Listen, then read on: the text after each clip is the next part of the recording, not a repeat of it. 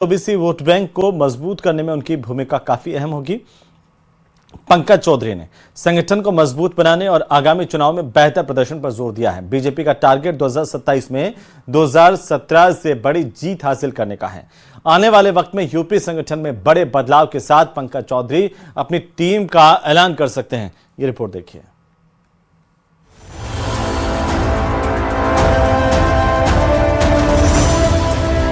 केंद्रीय वित्त राज्य मंत्री और महाराजगंज से 7 बार के लोकसभा सांसद पंकज चौधरी को यूपी बीजेपी का नया प्रदेश अध्यक्ष बनाया गया है, जिसके बाद पंकज चौधरी का बीजेपी संगठन को मजबूत बनाने और आगामी चुनाव में बेहतर प्रदर्शन पर फोकस है। पंकज चौधरी ने कहा कि उनका लक्ष्य 2026 के पंचायत चुनाव और 2027 में विधानसभा चुनाव में बड़ी जीत हासिल करना है।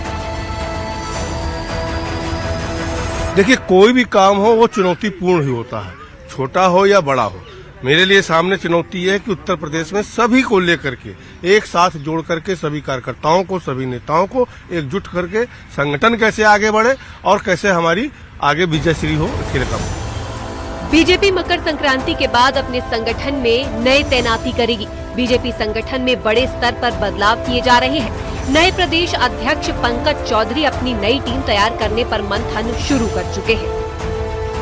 बीजेपी में कोई आजीवन अध्यक्ष नहीं रह सकता है, परिवार के आधार पर, विरासत के आधार पर नहीं चल सकता है। यहाँ पार्टी में हर 3 वर्षों पर संगठन के निर्वाचन होते हैं, सदस्यता होती है, उनकी प्रशिक्षण होता है और इसी क्रम में भारतीय जनता पार्टी ने अपने एक नए अध्यक्ष का निर्वाचन कर पूरा किया है। नए अध्यक्ष के तौर पर 7 बार के सांसद, बहुत ही अनुभवी और परिश्रमी आदरणीय पंकज चौधरी जो उत्तर प्रदेश बीजेपी इकाई के अध्यक्ष हुए हैं। पार्टी के कार्यकर्ताओं में बहुत उत्साह, उमंग, स्फूर्ति, नई चेतना है। सूत्रों की माने तो विपक्ष के पीडीए की काट के लिए बीजेपी अपने प्रदेश संगठन को पूरी तरह से बदलने में जुटी है। बीजेपी प्रदेश टीम में प्रदेश महामंत्री के पदों पर बदलाव करेगी। प्रदेश महामंत्री के पद पर लंबे वक्त से तैनात नेता हटाए जाएंगे।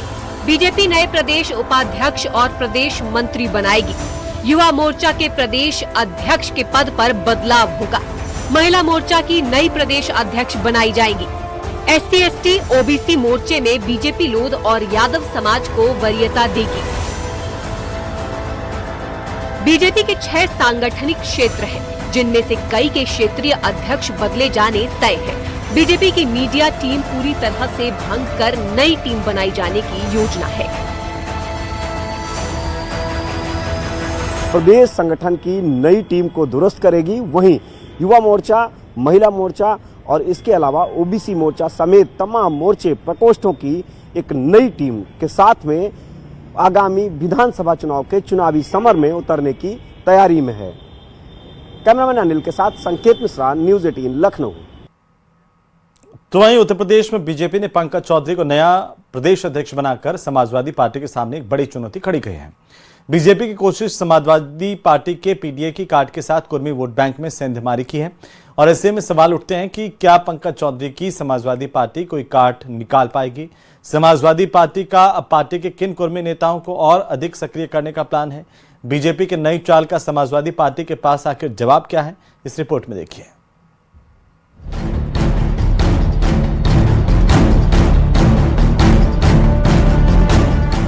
2024 के लोकसभा चुनाव के नतीजों से उत्साहित समाजवादी पार्टी ने साफ कर दिया था कि वो हर चुनाव पीडीए के आधार पर लड़ेगी। वहीं बीजेपी ने भी नए प्रदेश अध्यक्ष की घोषणा से एसपी के सामने नई चुनौती खड़ी कर दी है।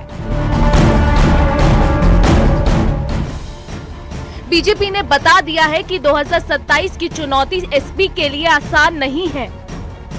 बीजेपी संगठनात्मक तौर से काफी मजबूत पार्टी मानी जाती है। ऐसे में एसपी के लिए पंकज चौधरी की काट निकालना इतना आसान नहीं है।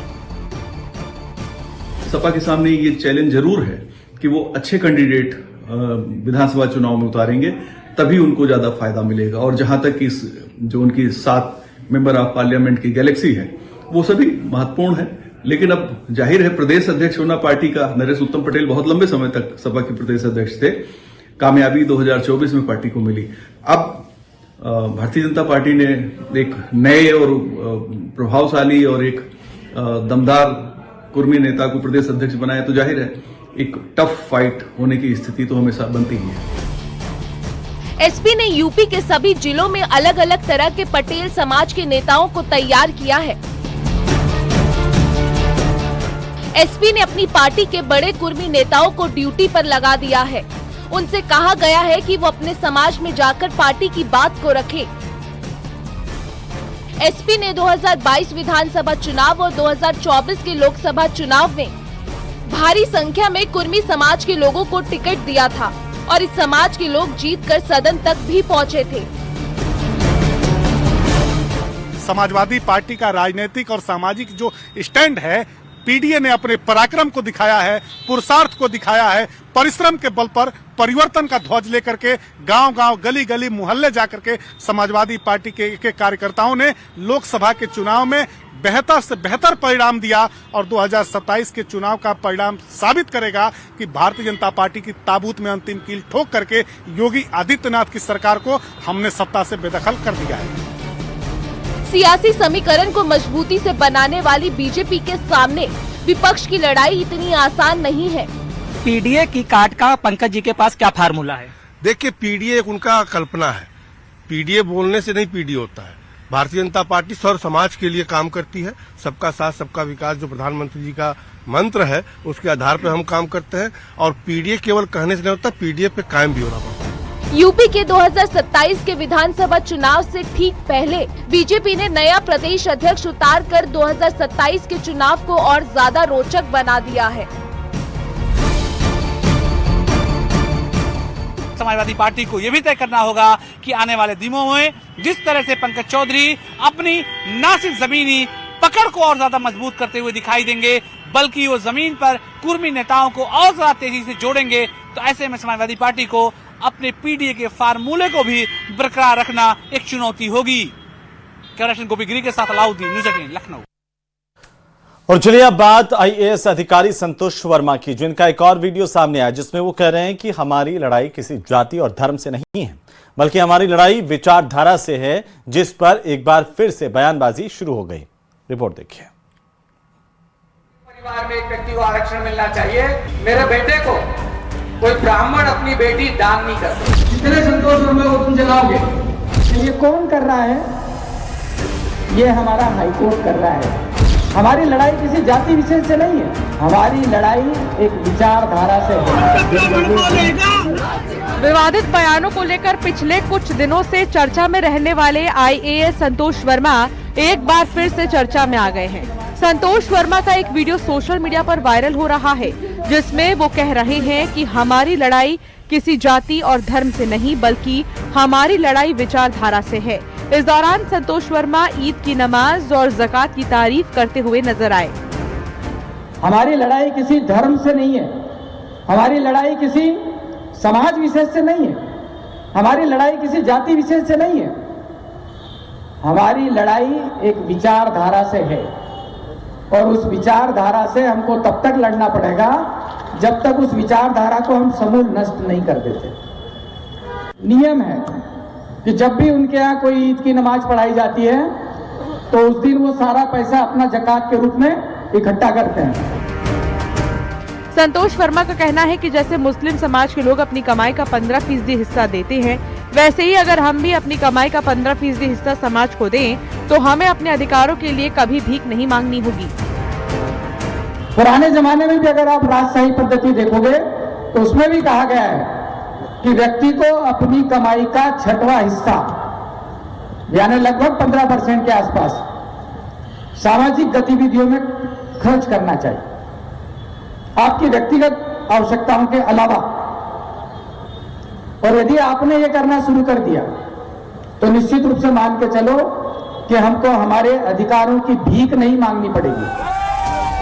उधर संतोष वर्मा के बयान पर एमपी में एक बार फिर सियासत गर्मा गई है। कांग्रेस ने विचारधारा की लड़ाई में बहन बेटियों के खिलाफ इतनी आपत्तिजनक टिप्पणी क्यों? कहा सरकार को संतोष वर्मा पर सख्त कार्रवाई करनी चाहिए। उधर बीजेपी ने कहा कि नियम के हिसाब से कार्रवाई की जाएगी।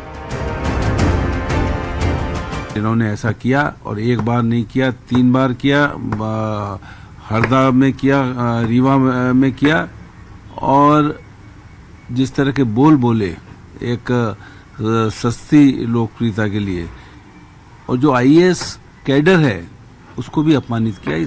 ऐसे व्यक्ति को आईएएस बने रहने का कोई अधिकार नहीं है। आईएएस संतोष वर्मा के विवादित बयानों के बाद सरकार ने उनको कृषि विभाग के उप सचिव पद से हटा दिया। साथ ही केंद्र सरकार से भी बर्खास्त करने की सिफारिश की। अब देखना होगा संतोष वर्मा के खिलाफ क्या एक्शन आगे लिया जाता है। Bureau report, news 18।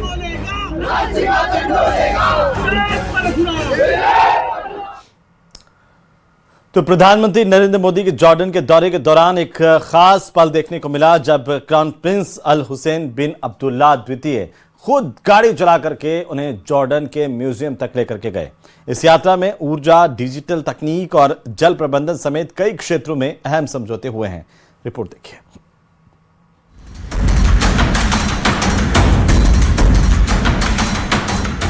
ये तस्वीर है भारत के सम्मान की। प्रधानमंत्री मोदी जिस गाड़ी में नजर आ रही हैं, वो गाड़ी है जॉर्डन क्राउन प्रिंस अल हुसैन बिन अब्दुल्ला द्वितीय की।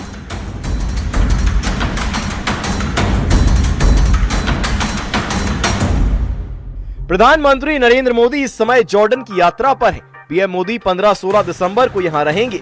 37 साल बाद भारत के प्रधानमंत्री के तौर पर पीएम मोदी जॉर्डन की यात्रा पर गए हैं। इस दौरान पीएम और क्राउन प्रिंस अल हुसैन बिन अब्दुल्ला द्वितीय की मुलाकात की एक तस्वीर सामने आई है। क्राउन प्रिंस ने खुद पीएम मोदी को ड्राइव दी।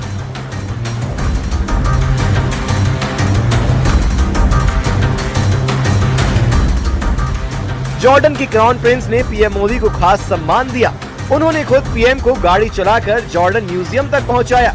इस दौरान दोनों की साथ गाड़ी में बैठे एक तस्वीर सोशल मीडिया पर तेजी से वायरल हो रही है, जहां ड्राइविंग सीट पर क्राउन प्रिंस बैठे हुए नजर आ रहे हैं, तो वहीं दूसरी तरफ उनके साइड वाली सीट पर पीएम मोदी बैठे हैं।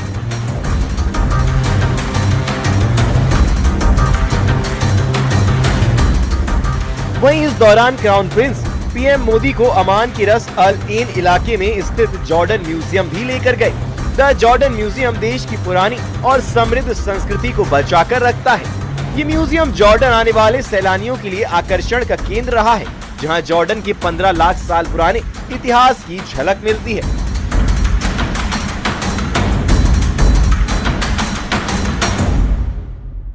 इससे पहले पीएम मोदी ने अपने जॉर्डन यात्रा के नतीजों के बारे में बताया और कहा कि ये दोनों देशों के बीच पार्टनरशिप का एक सार्थक विस्तार है। प्रधानमंत्री ने सोमवार को अल हुसैनिया पैलेस में जॉर्डन के किंग अब्दुल्ला II से मुलाकात की और द्विपक्षीय व्यापार को $5 बिलियन अमेरिकी डॉलर तक बढ़ाने का लक्ष्य रखने का प्रस्ताव दिया। दुनिया में कई देशों के साथ बॉर्डर्स तो मिलते ही हैं, कई देशों के मार्केट्स भी मिलते हैं, लेकिन भारत और जॉर्डन के संबंध ऐसे हैं जहां ऐतिहासिक विश्वास और भविष्य के आर्थिक अवसर एक साथ मिलते हैं।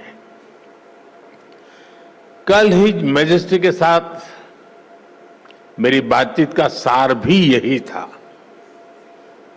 ज्योग्राफी को अपॉर्चुनिटी में और अपॉर्चुनिटी को ग्रोथ में कैसे बदला जाए, इस पर हमने विस्तार से चर्चा की। प्रधानमंत्री नरेंद्र मोदी जॉर्डन के दौरे पर हैं और ये दौरा बेहद ही खास रहा। क्राउन प्रिंस अल हुसैन ने खुद अपनी गाड़ी में प्रधानमंत्री मोदी को बिठाकर ड्राइव किया। ये तस्वीर भारत के बढ़ते कद और प्रधानमंत्री नरेंद्र मोदी की बढ़ती लोकप्रियता को दर्शाती है। इस दौरे पर कई अहम समझौते हुए और दोनों देशों के बीच कई महत्वपूर्ण बातें सामने आईं। प्रधानमंत्री का ये दौरा ग्लोबल मैप पर भारत की मजबूत स्थिति और प्रधानमंत्री मोदी की लोकप्रियता का प्रतीक है। Bureau report, news 18।